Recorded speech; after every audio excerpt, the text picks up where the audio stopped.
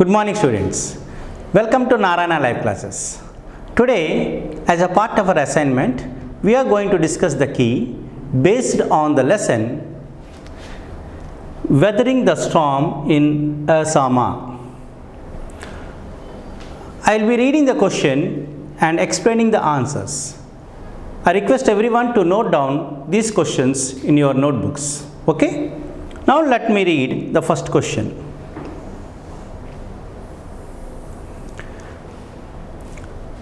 How did Prashant feel when he reached his village? Again I repeat, how did Prashant feel when he reached his village? As we know, his village was totally devastated with the super cyclone, and when he reached the village, let us see how did he feel. His heart went cold when he reached his village. The answer to this question is, his heart went cold when he reached his village. What is the meaning of cold? He was totally downcast. Okay? How did Prashant travel back to his village from Arasama? Prashant traveled on foot and swimming through the deep water back to his village. He traveled on foot. Usually we call it as by walk. No, we should not use the word by walk. We have to use on foot. And he went on swimming through the deep water back to his village. Now let us see the next question. How did people receive food in Prashant's village? How did they receive the food? Food packets were dropped by helicopters. When there was totally water and there is no place for the vehicles to come, the rescue operation started with the help of helicopters. So they brought water and food with the help of helicopters, and they have dropped those food in those areas. Where were Prashant and his friends during the 2 days of the super cyclone? Prashant and his friends' family remained on the roof of the house for 2 days. When there was totally water, there is no place to stand. Everywhere there is water. So they have took their shelter on the rooftops for 2 days without sleep and without food. So where did they get their food from? So after the rescue operations have started, they started to get their food. So where did they get their food from? 2 coconut trees had fallen on the roof of the house. Prashant and his friends' family lived on them. They got their food from these tender coconuts. So for the 2 days they were on the rooftop and there was no other rescue operations or the general food. So there were 2 coconut trees falling on the roof of the house, and they lived on drinking the coconut water for 2 days. The next question, question number 6.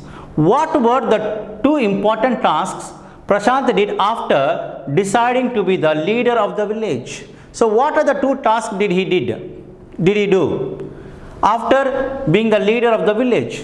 The first task, let us see. The first task was that he organized a group of youth and elders to make the merchant give them rice. He organized a group of youth and elders, and they requested the merchant to give them the rice.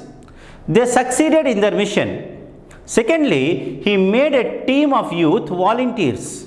They cleaned the shelter of the dirt, urine, and vomit and floating carcasses. So, secondly, he had organized a youth group, and they started to clean all the dirt and everything wherever there were the places to stay. They have cleaned everything, and even the floating carcasses. Carcasses means the dead body of animals.